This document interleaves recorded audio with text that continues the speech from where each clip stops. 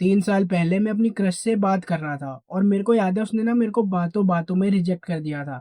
मैं उससे फ्लर्ट करने की कोशिश कर रहा था और उसने मेरे को मैसेज भेजा था कि मोहित हम सिर्फ़ दोस्त हैं, अगर तू कुछ ज़्यादा सोच रहा है ना तो वो मत सोच क्योंकि हम हमारा कुछ नहीं हो सकता बेसिकली।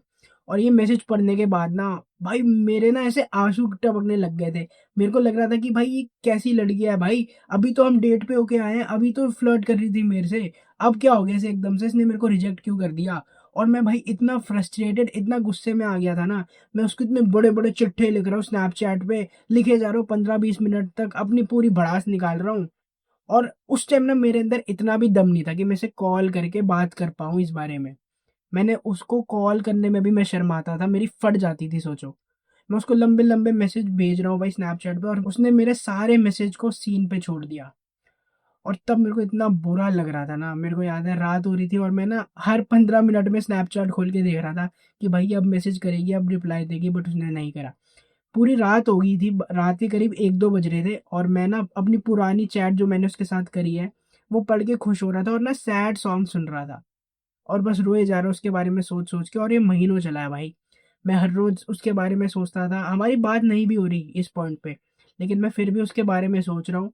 मैं उसकी स्टोरीज़ देख रहा हूँ, वो अपने दोस्तों के साथ बाहर जा रही है। तब ना मेरे को ऐसा लग रहा था कि भाई मैं कितना बड़ा चूतिया हूँ भाई। मतलब इस बंदी को तो फ़र्क भी नहीं पड़ा भाई हमारी बात हो रही है या नहीं हो रही और मैं ही पता नहीं इतना ज़्यादा क्यों दुखी हो रहा हूँ फालतू में। और उस पॉइंट के बाद से मैंने लड़कियों में ओवर इन्वेस्ट करना बंद कर दिया था। और अभी की मैं तुम्हें बात बताता हूँ, अभी मैं एक बंदे को लाइक काइंडा डेट ही कर रहा था।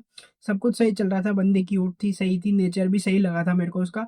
बट फिर उसने ना ऐसी हरकत कर दी एक, जो मेरे दिमाग में स्ट्राइक हुआ कि भाई ये मेरी बंदी नहीं हो सकती।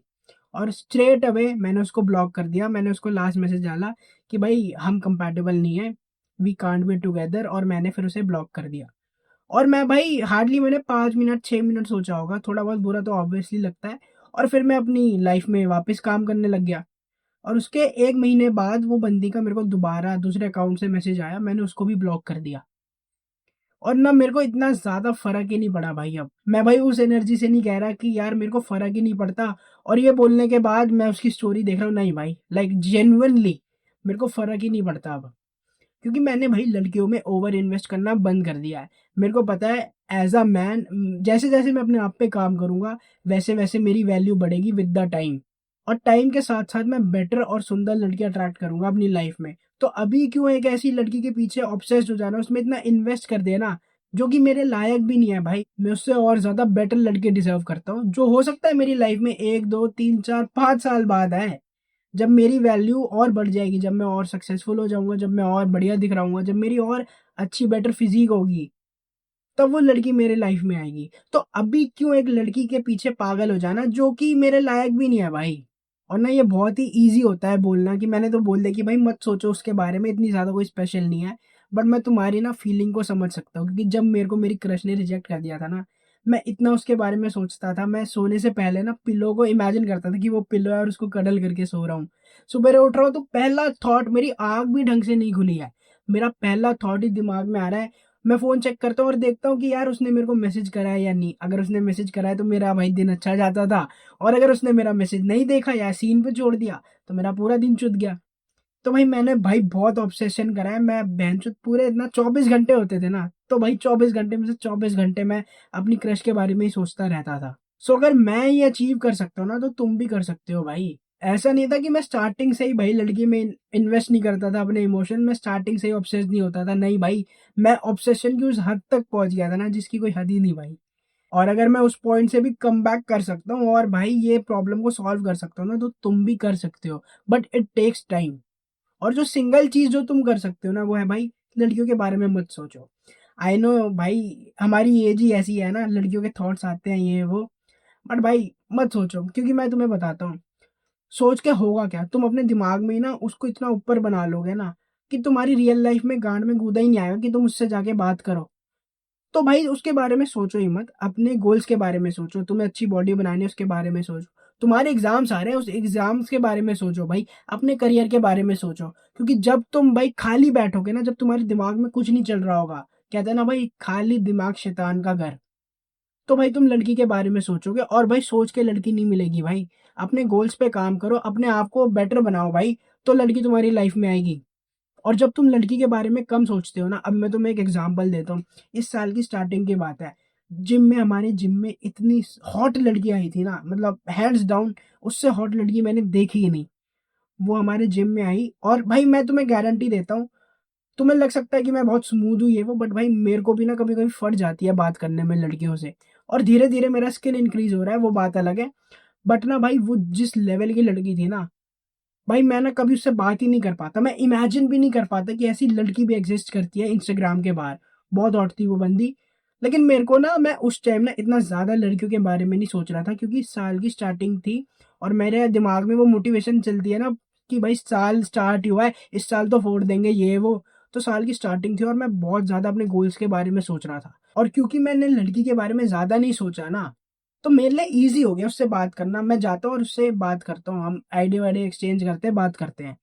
और अगर मैं भाई तुम्हें बता रहा हूँ, अगर मैं ज़्यादा सोच लेता ना उस लड़की के बारे में, तो मैं कभी उससे बात नहीं कर पाता था। अभी मैंने इंस्टाग्राम पे एक कोट पढ़ा था भाई, और वो कोट इतना ज़्यादा पावरफुल है ना, अगर तुमने ये कोट समझ लिया, तो तुम्हारी लाइफ़ चेंज हो जाएगी। वो कोट कुछ ऐसा था, "the moment you chose women over your goals is the moment you lose both".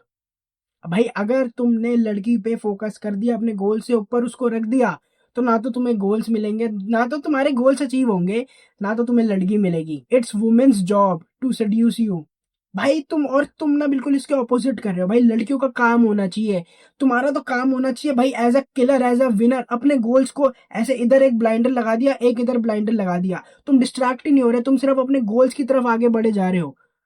और लड़कियों का काम होना चाहिए कि वो ब्लाइंडर्स हटा के तुम्हारे सामने आएँ, क्योंकि girls want to be with the winner. लड़कियों को लूज़र लड़के नहीं चाहिए भाई। लड़कियों को वो लड़के नहीं चाहिए जो उनके डीएम में भाई 36 मैसेज कर देते हैं। उनको स्टोरी अपलोड करे हुए 1 घंटा नहीं हुआ होता और ये लड़के हार्ट स्पैम कर देते हैं भाई, उनके डीएम में भर देते हैं, मैसेज की बाहर लगा देते हैं।